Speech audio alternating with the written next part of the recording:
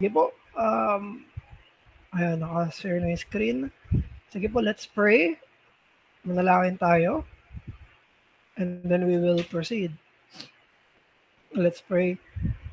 Ama namin, maraming salamat po sa oras ngayong gabi para makapagtalakayan tungkol sa usapin ng biblical na pagkalalaki. Nihiling po namin ang karunungan na galing sa iyo at ang iluminasyon sa nakasulat na salita mo. Nihiling namin, aming Ama, na sa mga pag-uusapan, tatalakayin, i-discuss namin ay magkaroon po ito ng benepisyo sa amin bilang mga kalalakihan, kung paano namin titignan ang sarili namin, paano namin ire-reforma ang pagkalalaki namin. At ganon din, O Diyos, maging sa mga kababaihan kung ano ang dapat nilang tignan at paano nila dapat suportahan ang mga kalalakihan sa kanilang pamilya at iglesia, sa kung ano yung standard na meron kayo at kung ano yung pwede nila ipanalangin sa mga kalalakihan na ito. Nihiling po namin ang lahat ng ito sa pangalan lamang ng Panginoong Hesukristo. Amen.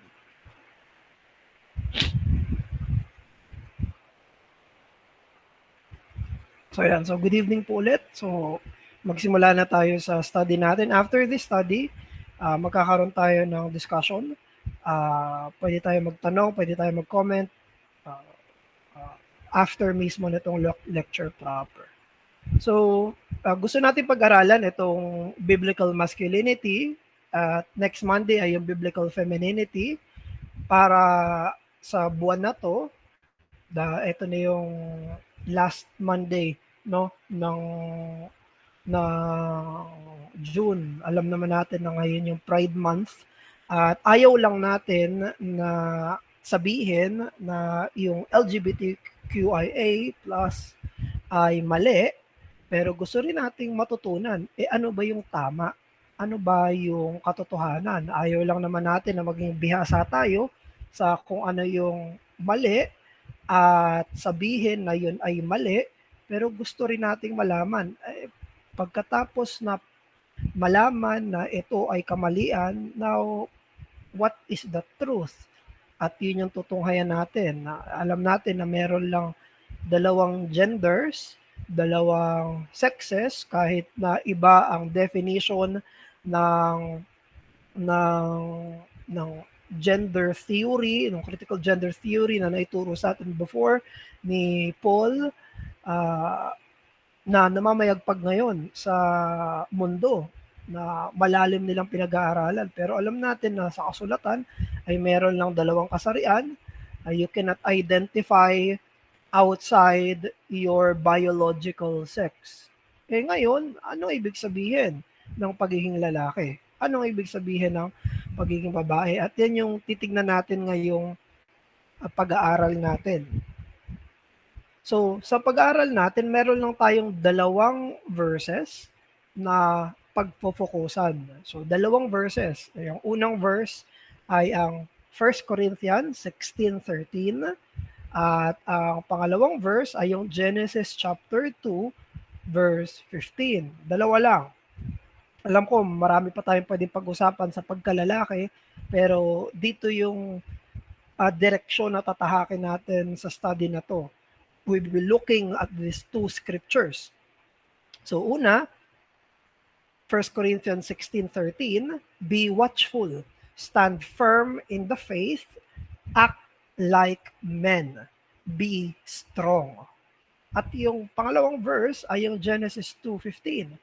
The Lord God took the man, si Adam, and put him in the Garden of Eden to work it and keep it. So sa dalawang mga passages na to, titignan natin muna sa Corinthians kung ano yung natural na inaasahan sa mga lalaki.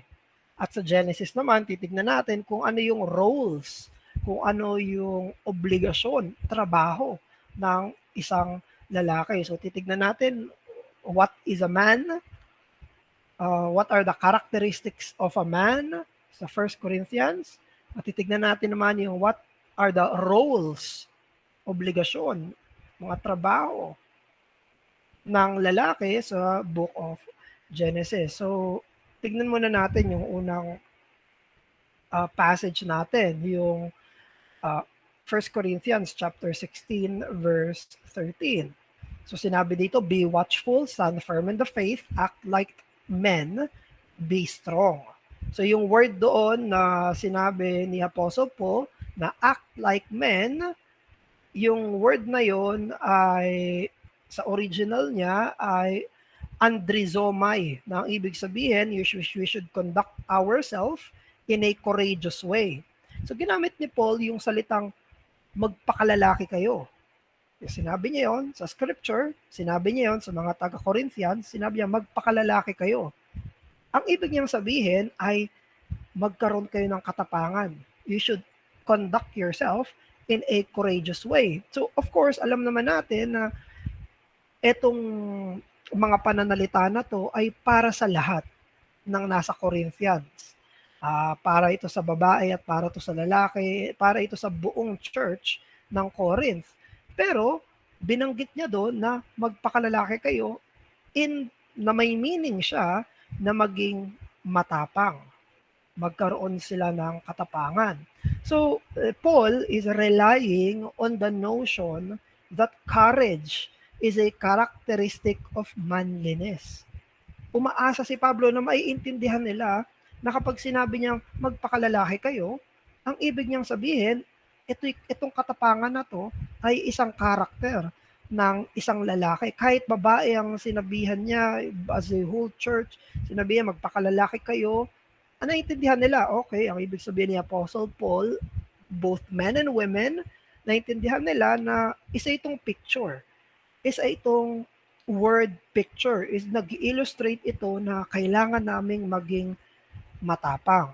So, although itong verse natin, itong 1 Corinthians 16 verse 13 ay hindi exclusive sa mga lalaki. Given yon. Ang verse na to ay hindi lang para sa mga lalaki. But given that, they are still God-recognized characteristics of men that must be translated into the Christian life and the church life. Ibig sabihin, given na yon, kinikilala na ang pagiging matapang, ang pagkakaroon ng pagiging courageous, ay karakteristik yan ng pagkalalaki. Kaya sabi nga ni Frederick Robertson, isa siyang theologian before, sabi niya, if you think Christianity a feeble, soft thing, kung inaakala mo daw ng Kristyanismo ay isang mahina, malambot na bagay, sabi niya, I'll adapted to call out the manlier features of character. Read here. Sinabi niya, kung iniisip mo na lalampa-lampa, iniisip mo na malambot ang Kristyanismo, sabi niya, iaano kita dito, itong basahin mo. Kung iniisip mo ang Christian faith ay lalambot-lambot, read 1 Corinthians 16:13. So, pinapakilala dito, ito yung manlier feature na ang usapin ng pagkamatapang ay pagkakakilala sa panglalaking katangian na yan. So, pag sinabi pala natin na manliness, pag sinabi natin na masculinity, it is characterized by vigilance, yung sinabing be watchful. It is characterized by stability, stand firm in the faith. It is characterized by courage, act like men. And it is characterized by strength, be strong. May nabasa ako dun sa isang commentary, ito yung Jamieson Fawcett Brown na commentary, inisa-isa nila, sabi niya, watch ye, for ye are slumbering. Maging mapagmatsyag, maingat daw kasi ang mga mananampalataya ay careless, tatamad-tamad. Sinabi daw ni Paul na stand For ye are like men tottering, hindi naninindigan. Quit you like men, be strong, for you are effeminate. Na, na, na parang effeminate yung mga mananampalataya. So, dito tayo iikot muna sa first part sa 4 na karakteristik ng pagiging isang lalaki. Ang karakteristik ng pagkalalaki ng tinatawag natin na biblical masculinity ay characterized ng vigilance, characterized ng stability, characterized ng courage, at characterized ng strength. Itong 4 na to yung titignan natin. So una, be watchful. Be watchful. Ang ibig sabihin ng be watchful ay maging alerto, maging palaging gising, maging vigilant. Be alert, stay awake, vigilant. Yung pinoportray ng pagiging watchful ay tungkol doon sa ancient work ng pagiging watchmen. Pag sinabing watchmen, sila yung mga nagbabantay sa gate ng city. Sila nagbabantay sa mataas na lugar ng isang city at nagbabantay sila kung merong mga kalaban na aatake doon sa kanilang syudad. So, yun ang ibig sabihin ng watchman. Hindi sila pwedeng tutulog-tulog. Hindi lang sila simpleng guard. Sa malayo pa lang, dapat makikita na nila kung may kaaway, may paparating, merong lulusob. Yan yung inaasahan sa mga watchmen. At yun yung sense na be watchful. Ang isang lalaki ay vigilant. Common yan sa scripture. Galatians 6:1, 1 Timothy 4:16, 1 Peter 5:8, be sober-minded. 2 John chapter 1 verse 8. Ano nga ba yung dapat bantayan? Ang usapin ng pagiging lalaki ay pagiging mapagbantay sa mga bagay na makakasira sa kanya. Madalas itong usapin ng tukso. Mapagmatsyag sa kung ano yung tutukso, mapagmatsyag sa kung ano yung sisira sa kaluluwa niya, mapagmatsyag kung alin yung magnanakaw sa kasiyahan niya sa Panginoong Hesukristo o pagtitiwala niya sa Panginoong Hesukristo. Be watchful. Punong-puno yan ng temptation ang Corinthian church. Kaya naman, yan yung inaasahan sa kanila, maging mapagmatsyag. Pangalawa, stand firm in the faith. Ito naman ay pagiging enduring. Kumbaga merong stability, hindi papalit-palit. Hindi pwedeng belief, unbelief. Morality, immorality. Faithfulness, faithlessness. Kaya yung standing firm in the faith, pinapakita nun yung stability, endurance, and single-mindedness. Ibig sabihin, isang direksyon yung pinatutunguhan, isang pananampalataya yung tinitindigan. Yung third na sinabing act like men, na nabanggit na natin, it denotes courage and bravery, katapangan. Madalas na sinabi ng mga commentators na perhaps kinuha yan ni Apostle Paul sa Deuteronomy 31:6. Meron siyang mga pinanggagalingan bilang isang Hudyo.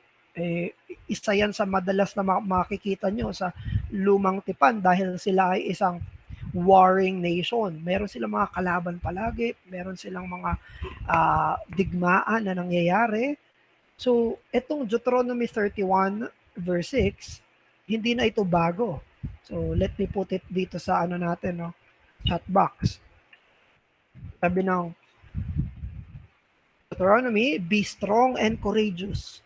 Do not fear or be in dread of them. Sa mga kaaway. For it is the Lord your God who goes with you. He will not leave you or forsake you. Palagi ito mababasa sa Old Testament. Palagi iyan yung encouragement. Palagi iyan yung word para sa mga tao ng Diyos. Magpakatapang kayo, magpakalakas kayo, huwag kayong matakot. Ang Diyos ay nasa panig nyo, hindi niya kayo iiwan, hindi niya kayo pababayaan, kaya laban.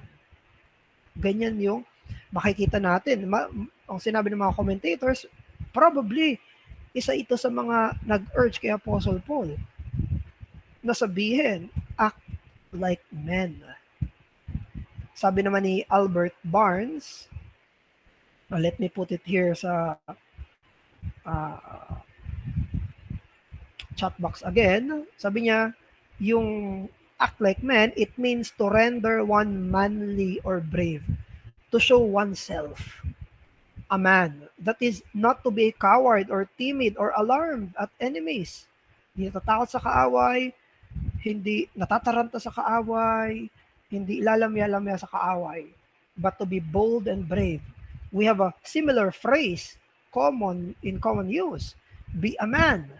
Show yourself a man. That is, be not mean or be not cowardly. Hanggang sa panahon naman natin, may ganyan tayong salita, di ba? Pag sinabi sa isang tao, magpakalalaki ka, it's the same. Nag-transcend yung phraseology na yon hanggang sa panahon natin, hanggang sa Philippine language na naiintindihan natin pag sabi magpakalalaki ka, may sense na magpakatapang ka. Gusto nating sabihin na yung comparison nito na magpakalalaki ay hindi lang contrasted sa pagkababae, kung hindi contrasted din sa immature na pagiging matatakotin at parang bata na pagkaduwag. Normal sa bata na matakot. Normal sa bata na maraming kinatatakutan. Si Light lang, 2 years old, konting kibot lang sa may mga napapanood, takot na siya. Kahit na napakakit ng monster, takot ka agad. May mga ganong klase ng childish fear na normal sa bata na hindi na dapat sa mga matatanda. So hindi lang ito sinasabi na contrast yung manhood sa womanhood, kung hindi yung manhood sa boyhood. Hindi ito lang usapin ng gender, usapin ito ng maturity na pinatutungkulan dito. Sinabi ni Matthew Poole on that regard, let me put it here again. Sabi ni Matthew Poole, do not behave yourselves like children. Nagko-comment siya dito sa text natin. Do not behave yourself like children whom the least opposition will terrify and throw down, but like men with spiritual courage and fortitude become such who have so good a captain and so good a cause. Na yung mga wag daw silang mataranta sa pinakamaliit na oposisyon kung di magkaroon sila ng katatagan na meron silang mabuting kapitan at mabuting dahilan kung bakit tayo naninindigan dun sa pananampalataya. Kaya nila nasabi yan na yung act like men ay hindi lang kontra sa femininity, ito rin ay kontra sa boyhood dahil sa 1 Corinthians din. May binanggit si Apostle Paul sa 14 verse 20 ng 1 Corinthians. Sinabi doon, brothers, do not be children in your thinking. Be infants in evil, but in your thinking, be mature. Huwag daw silang maging parang bata kung mag-isip, parang totoy, parang nene kung mag-isip, kung hindi, maging mature sila sa kanilang pag-iisip. Kung meron man na dapat maging parang bata, ay parang bata sa kasamaan. Maging parang bata sa kasalanan, na inosente sa kasalanan. Pero sa usapin ng pananampalataya ay magkakaroon sila ng maturidad. Now, yung last ay yung be strong. Alam naman natin na ang pagiging lalaki, that is often associated with strength in whatever form. Pag sinabing lalaki, iba yan. Pag sinabing lalaki, palagi na-associate ang salitang lakas, yung salitang strength. Kaya naman, in different traditions, different cultures, may iba't ibang pagpapakita. Merong pagkakapareho, pero may iba-ibang pagpapakita ng lakas, yung mga kalalakihan. Sa panahon natin ngayon, madalas, etong mga bagay na to ang matatanong natin, masasabi ba natin na pagkalalaki? Masasabi ba natin na masculinity yung pagkakaroon ng mga characteristics na ganito, yung pagkakaroon ng habits, engaging sa ganito? Most common yan, for example, malaki ang muscle. Aba, pag malaki ang muscle, macho, ripped, ayan, malaki ang katawan, pagkalalaki yan. Totoo ba yon? Yun ba yung pagkalalaki ba? Ang pagkakaroon ng malaking katawan, is that what we call biblical masculinity? O kaya naman, masikat to sa ibang bansa, yung hunting. Sila ay naghahunt ng mga wild animals. Binabaril nila yung mga mas malalaking mga hayop. Merong mga hunting games even sa Africa, maging sa US. Naghahunt sila ng mga deers. Ayan. So, yun ba ay pagkalalaki? Masasabi natin na masculinity. O kaya naman, mas common sa karamihan, yung pagiging active, lalo na sa contact sports, yung mga physical sports, tulad ng basketball, ayan, at iba pang mga sports. Yung iba, siguro mahilig soccer sa ibang mga bansa, o kaya naman baseball. At sa iba na mas sumisikat na ay yung mga contact sports na pakikipaglaban talaga. Ay, kunyari, MMA. O kaya naman ay boxing. Ayan, si Pacquiao, yung mga MMA fighters. Masasabi ba natin na yan ay basehan or pagpapakita ng pagkalalaki? Ang iba naman, pinapakita iyon sa pamamagitan ng malalaking mga sasakyan nila. Ayaw nila ng sasakyan, ayaw nila ng motor na pangbabae. Gusto nila malaki, malakas na sasakyan. Sa ibang bansa, yung mga jeep, mga hindi jeep natin, yung mga trucks ang tawag nila sa mga jeeps nila. So, etong mga to, malaking katawan, contact sports, nakikipagbalyahan, hunting, etong mga ito, matatanong natin, is this masculinity? Is this biblical masculinity? Now, gusto kong maging maingat tayo sa maling pagsagot, sa maling pagsagot sa tanong na ito. Kasi pwedeng sumagot tayo on a surface level lang. Pwedeng sabihin natin na, okay, masculinity yan, kitang-kita naman. Pero isang sagot yon na hindi pinag-isipan. Pwede rin naman na i-dismiss ka agad. Nako, hindi basehan niya ng pagkalalaki. Hindi basehan ang laki ng katawan, hindi yan pagkalalaki. Hindi basehan ng pagkalalaki ang mga contact sports. But we should beware sa pagsagot haphazardly na sabihin natin, that is masculinity, period. That is not masculinity, period. Now, ang question, bakit sila nakikita bilang masculine? Bakit sila nakikita bilang masculine? Kasi at face value, kita naman, okay, pag malaki ang katawan mo, yan ang lalaki. Nakikipagbalyahan ka sa sports, yan ang lalaki. Meron kang malaking sasakyan, yan ang lalaki. Nag-hunting, yan ang lalaki. Now,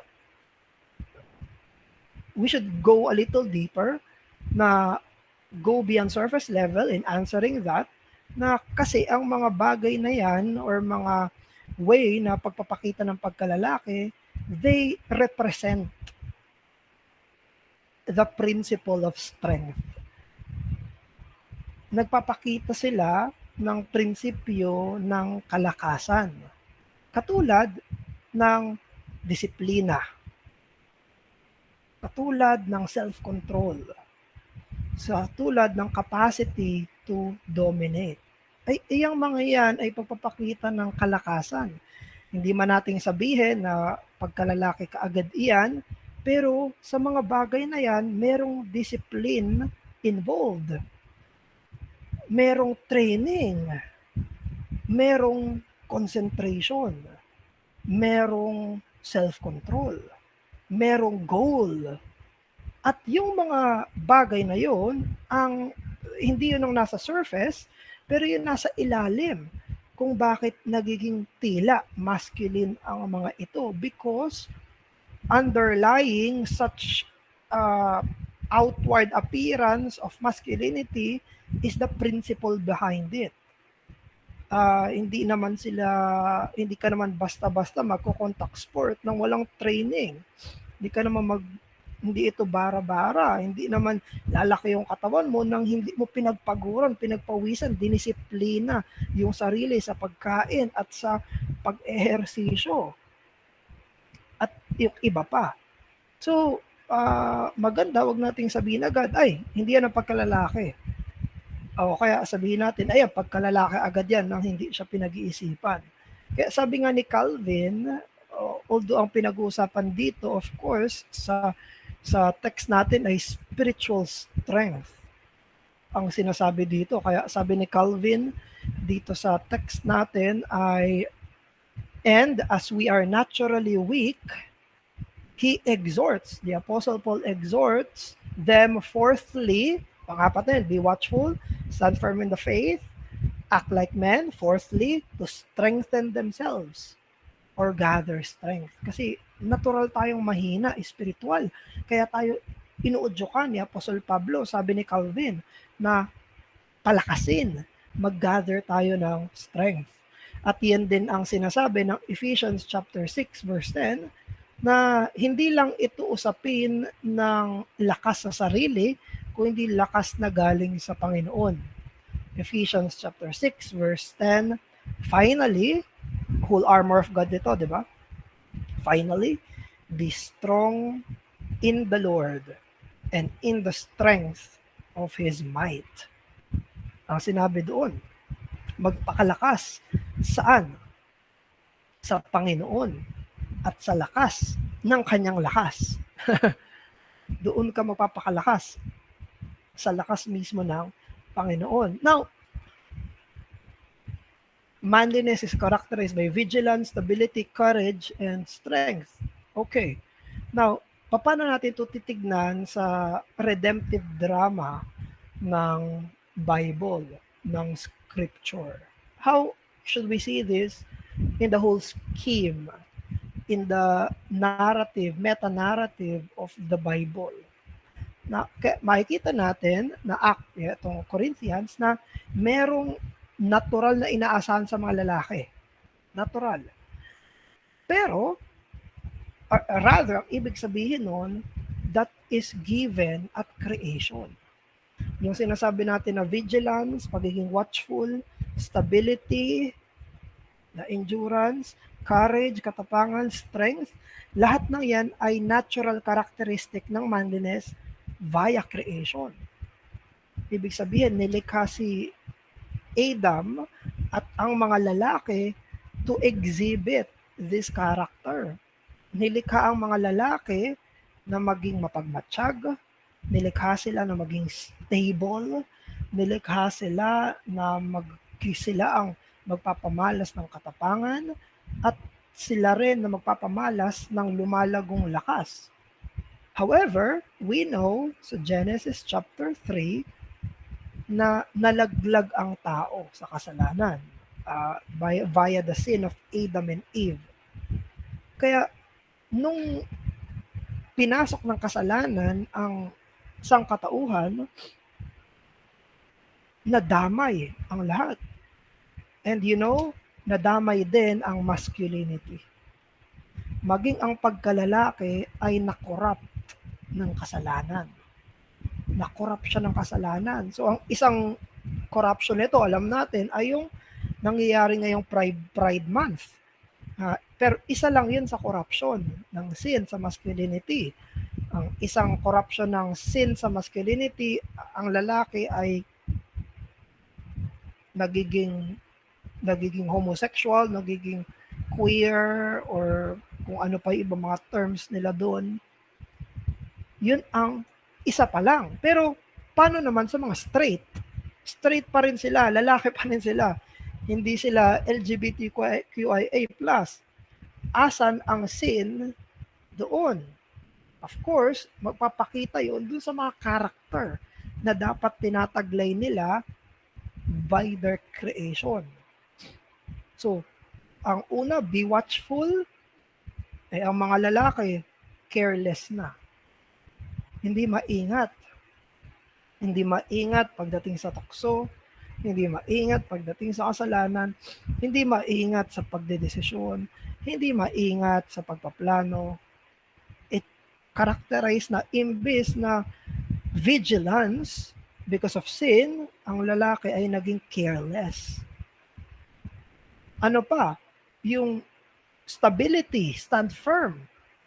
Ngayon, ang lalaki, pabago-bago.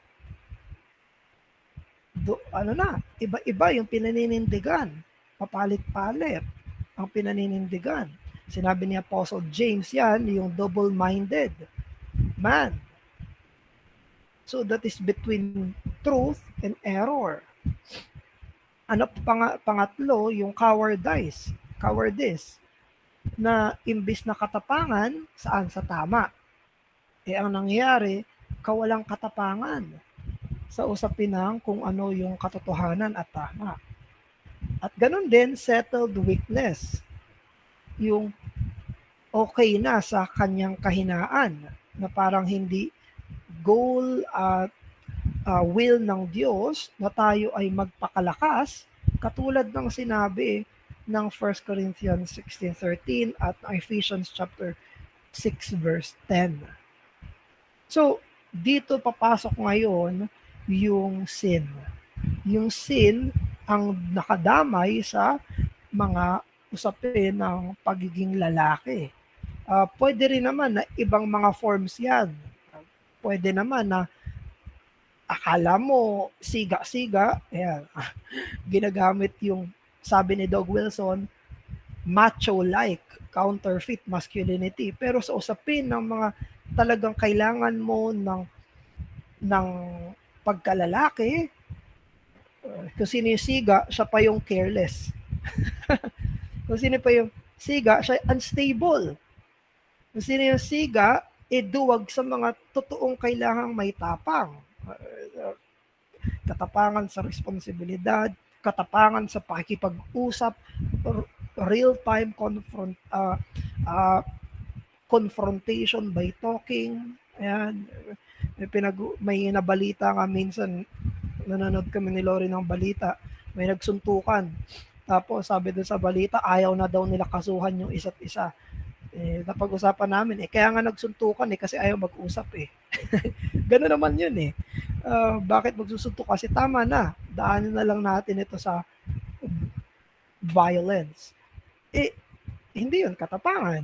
That is not bravery because you cannot have confrontation. You do not want confrontation. Settled weakness.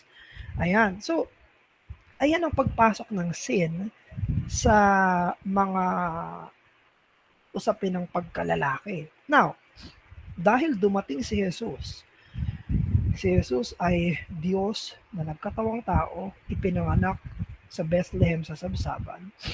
Siya ay sumunod ng perpekto sa kautusan, wala siyang binali kahit isa, wala siyang sinuway ni isa. Siya ay namatay sa krus ng Kalbaryo, inilibing. Pagkatapos ng 3 araw, siya nabuhay na muli at umakyat sa kinaroroonan ng Ama. Yung tinapos ni Jesus na kaligtasan, alam natin, pagpapatawad yon sa mga kasalanan ng mga mananampalataya at mga magsisisi. Yun din ay pagpapabanal. Jesus came to restore what has been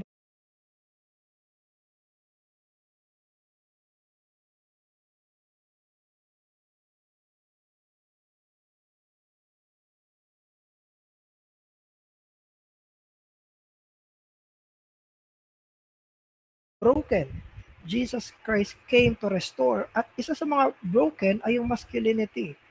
Therefore, ang ebanghelyo ni Jesus, nire-restore niya, sinasanctify niya ang mga lalaking nanampalataya patungo sa totoong pagkalalaki. Now, I know controversial yung isang issue sa usapin ng homosexuality at at marriage. Kasi merong mga nagsasabi, may narinig ako nito, I don't know na lang kung, I forgot kung sino yon. Sabi nila, Jesus saved me to be conformed to His image, not to be straight. May ganon, may narinig akong ganon na hindi daw siya niligtas ni Jesus para maging, hindi siya niligtas para maging straight, niligtas siya para maging kawangis ni Jesus. Very interesting yon. Very, very interesting yon. Kasi yung salvation ni Jesus, nire-restore tayo sa original. Kung original na plan ng Diyos sa creation and more, glorified pa nga eh. So, napaka-interesting no na narinig ko before na nung yung niligtas daw ni Jesus, yung isang homosexual ay hindi daw siya niligtas para maging straight. Ano itsura ng Christ-likeness na yon? Yun ang isang gusto kong i-remind sa atin na nung niligtas tayo ni Jesus, niligtas niya tayo patungo sa sanctification. At yung yung Christ-likeness na yun ay may mga specific features. Meron yung mga mukha, hindi yun vague, hindi yun lang general, may itsura yun. Nung niligtas ni Jesus ang isang makasalanang babae, niligtas niya sila para maging sanctified woman. At niligtas niya ang isang lalaki para maging sanctified man, towards sanctified femininity, towards sanctified masculinity. Hindi tayo niligtas ni Jesus towards non-gendered sanctification. Dahil ibabalik niya ako na lost. At doon tayo kikilusan ng banal na spirito na kung papaano maging lalaki. Now, marami tayong pwedeng pag-usapan. I will not further elaborate on that part. Pero yan ang usapin ng redemptive drama. We were created as a man, male. We are fallen males. And Jesus Christ forgive us as sinful males. And He is sanctifying us towards biblical manhood. Hindi non-gendered sanctification, biblical manhood. Now, pupunta tayo sa role. Now, ano ang role? Ano ang role ng masculinity? So, etong role ng masculinity, kinuha ko naman ito kay Richard Phillips sa Masculine Mandate na book niya. So, maganda kasi very concise, summarized. Genesis 2:15, the Lord God took the man, si Adam, and put him in the garden of Eden. So, nilikha niya si Adam, tapos nilagay si Adam sa Garden of Eden. Pero, bakit siya nilagay sa Eden? Why? Adam was created, and then he was placed in that specific garden. Why? Ang sinabi ng text, to work Eden, and to keep Eden. To work the garden and to keep the garden. So, yan yung dalawang role ng isang lalaki na pinapakita sa creation mandate ni Adam.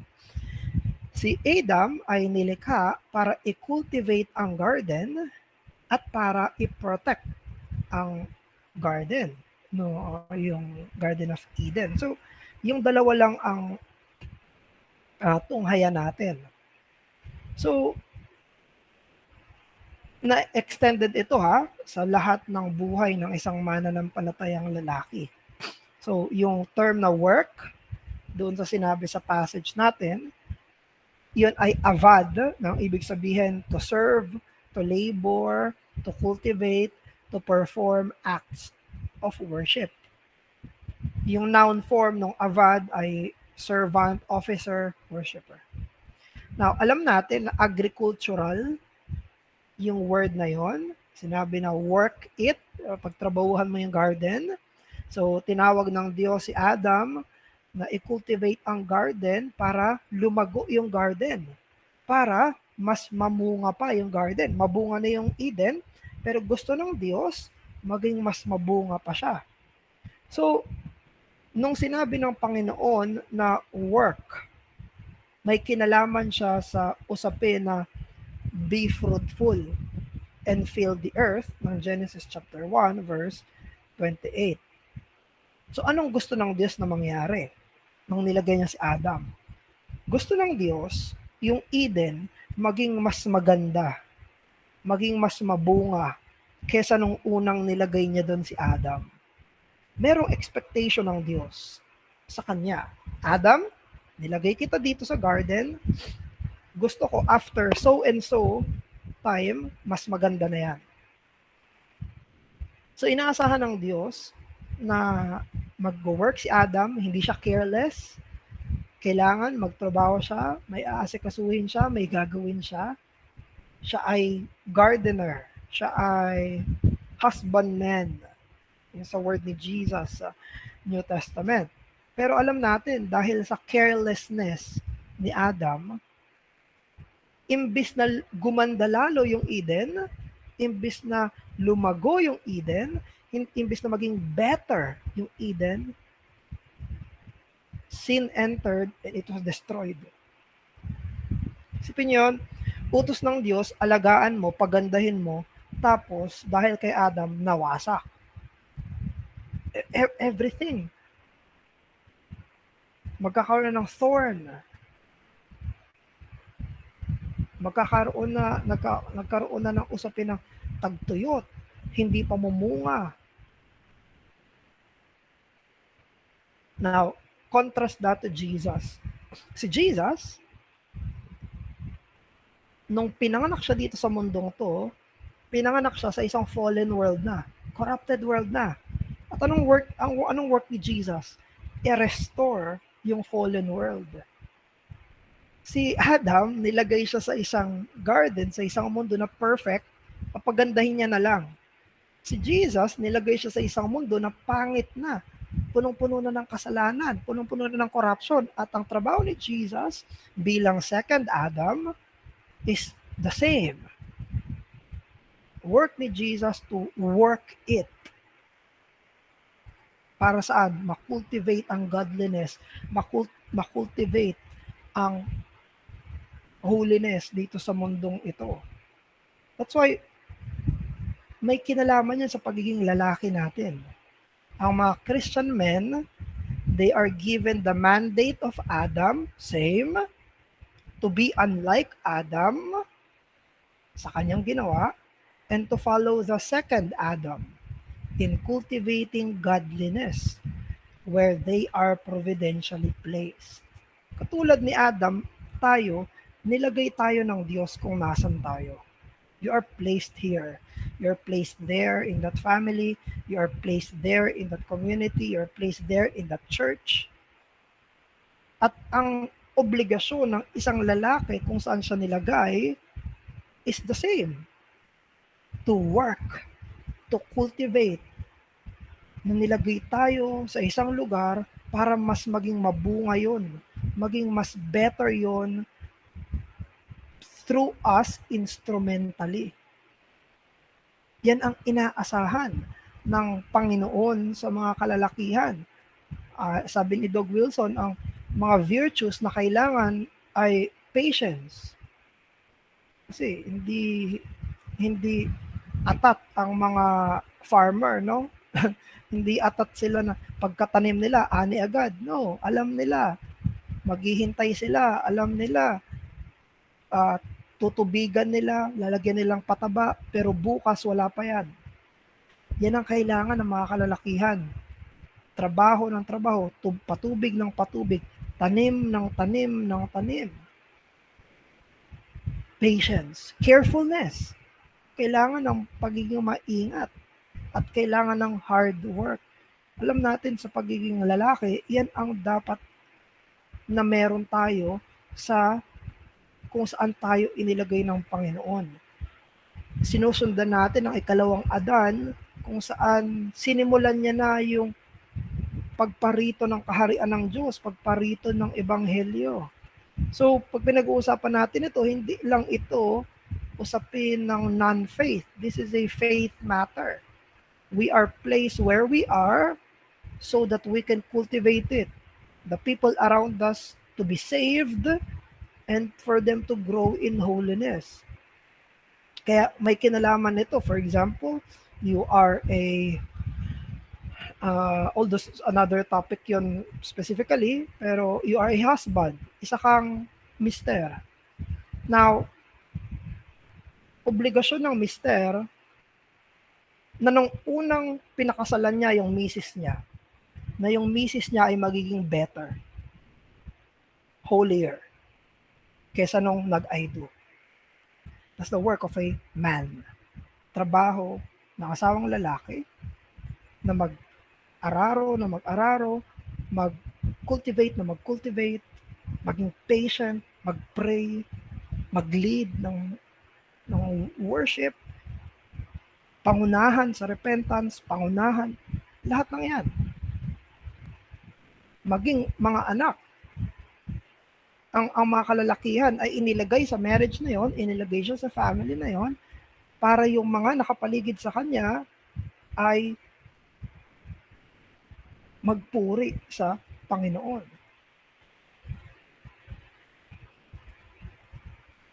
We are providentially placed to till and work. In our church, yung mga kalalakihan ay nilagay sa isang church kung nasaan sila para nung unang dating nila doon o nung unang pag-covenant nila, para yung church na yon ay maging holier. Yun ang work ng isang lalaki. Kaya walang lugar sa pagiging lalaki in this line of work yung impatience, yung atat. Gusto ko ngayon na, may bunga na. Gusto ko, bakit hindi pa ganito eh? Hindi. May patience, may hard work, may carefulness. Iyan ang ginawa ng Panginoong Hesukristo. At lahat yan, maging sa usapin ng family. So, pangalawa, secondly, to protect as a sword bearer. Yung word na ginamit sa text natin, di ba, Adam was put in the garden to keep it, to work it, una, and to keep it. Pangalawa, yung keep na word na ginamit doon, it means to guard, to protect. Si Adam pala ay nilagay doon sa Garden of Eden para gwardyahan, protektahan yung Eden from destruction, from enemies. Ito yung ginagamit na salita para sa mga soldiers, shepherds, custodians, government officials. Pero alam natin, again, Adam failed. Nag-fail si Adam na protektahan yung garden from the sin and temptation of the serpent. May mga narinig nga ako nagsabi, kasi ang utos kay Jesus, di ba? Sa Genesis 3:15, interesting, no? Genesis 2:15 to. In Genesis 3:15, the serpent will bruise his heel, but he will crush his head. Ang utos kay Jesus, ipapanak si Jesus para durugin yung bungo ng ahas. May mga nagsasabi na yun ang dapat ginawa ni Adam. Hindi dapat hinayaan ni Adam na tinutokso-tokso ng diablo yung misis niya. Dapat ang ginawa daw ni Adam ay tinapakan niya yung ulo ng ahas at pinatay siya. Whether that is the case or not, ang trabaho ni Adam is to prevent the snake from entering, to prevent the snake from tempting his wife, si Eve. Imbes, ang nangyari, sino ang pinalaya sa Eden after the sin happened? Pinalaya si Adam and Eve sa garden. Isipin yun, siya yung dapat magpo-protect sa garden, pero ngayon, pinoprotektahan na yung garden from him. He should be the protector, now he became the danger. He can now bring danger. Kaya nagpadala ang Diyos ng angels na may flaming swords. Nakita natin yan sa Genesis chapter 3. Isipin yun, si Adam dapat yun eh. Si Adam dapat yung may symbolic na sword na magpoprotekta sa garden. Pero nung pinalayas na si Adam, hindi na siya pwede pumasok sa loob. Bawal na siya pumasok sa loob because he will bring destruction doon sa Garden of Eden. Now, alam natin na applicable ito sa buhay ng mananampalataya. Ang mga kalalakihan ang tinatawag na protector. Kapag may pumasok na magnanakaw dito sa bahay, ako ang unang haharap, hindi ang misis ko, hindi si Light, hindi sabi, oh Light, ikaw, hindi, ako, kasi ako yung lalaki. May ganung klase, may sinabi pa nga si John Piper, may binigyan example si John Piper way before. Sabi niya, for example daw, may nagde-date,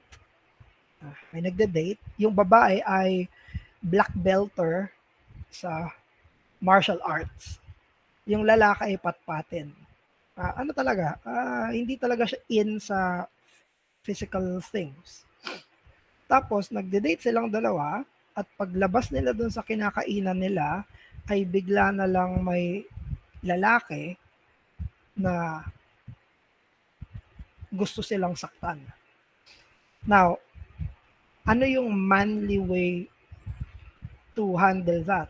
Ang sabi ni John Piper, ang manly doon ay yung patpating lalaki ang humarap doon sa kriminal or kung sino man yon sa nanggugulo sa kanila. Kahit na yung babae ang mas malakas. Kasi obligasyon niya bilang lalaki. Sabi ni Piper, that's manhood. That's manhood. Because it's his role to protect. Hindi pinag-uusapan dito kung gaano ka kalakas. Hindi pinag-uusapan dito kung mas malakas yung misis mo sa'yo or what. Yun ang role niya, to protect. Now, it extends sa mga kalalakihan sa lahat. Hindi dapat, sabi ni Richard Phillips dun sa Masculine Mandates, hindi natin dapat hinahayaan na pumapasok yung evil, yung danger. Hindi desire ng Diyos na ang kalalakihan ay nakatunga lang habang papalapit na yung kasalanan, papalapit na yung evil, papalapit na yung mag-harm sa mga nakapalibot sa Kanya. Ang kagustuhan ng Diyos ay maging feel secure ang mga babae dahil may mga lalaki. Feel secure si Mrs. at yung mga anak dahil nandyan si tatay. Feeling secure si Mrs. dahil nandyan si Mr. Ang sa church, na yung mga kalalakihan ang unang-unang maninindigan sa katotohanan at kabanalan. Sa papalapit ng mga error, sa mga false teachings, sa mga worldliness, ang mga kalalakihan dapat ang nangunguna. Hindi ang kalalakihan na nagpoprotekta sa kamunduhan, nagpoprotekta sa mga kamalian o kasinungalingan. Yan ang goal ng Diyos, kaya siya lumikha ng mga lalaki. Kaya makikita natin yan sa Panginoong Jesus. Si Jesus, He is the better Adam. He was the second Adam. Ano ginawa ni Jesus? Bakit siya pumarito? Why did Jesus come to earth? He came to earth to break the skull of the serpent. Hindi na nga siya serpent eh. Ang sabi na sa Revelation, dragon. Sa Eden, ahas pa lang. Sa Revelation, dragon na. At ang sinabi, Jesus defeated that dragon.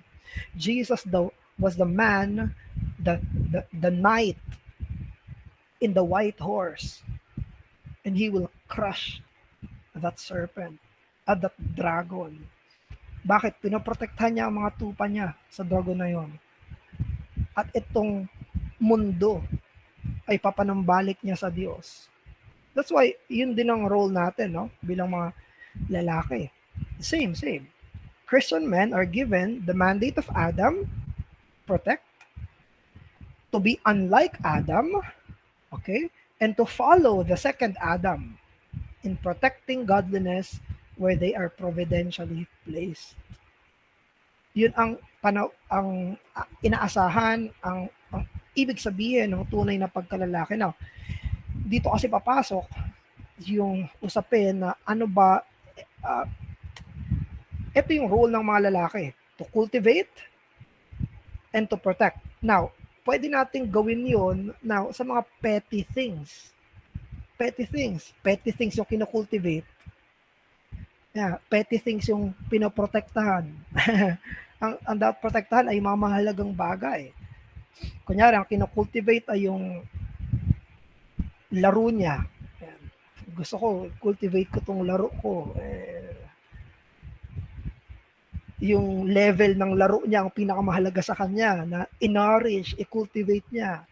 O kaya naman, yung video game niya, mas mahalaga pang protektahan niya kaysa sa asawa niya, o kaya naman sa doktrina, o kaya naman sa mga pinakamahalagang bagay.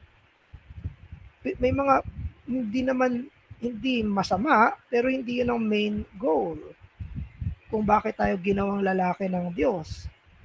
Kaya mas madalas na mahilig sa video games sa mga lalaki kasi alam natin we are made to cultivate and to protect. At merong ganyan na sense sa lahat ng mga games. Meron kang kinocultivate, lumalakas, at meron kang pinoprotect, meron kang pinagtatanggol.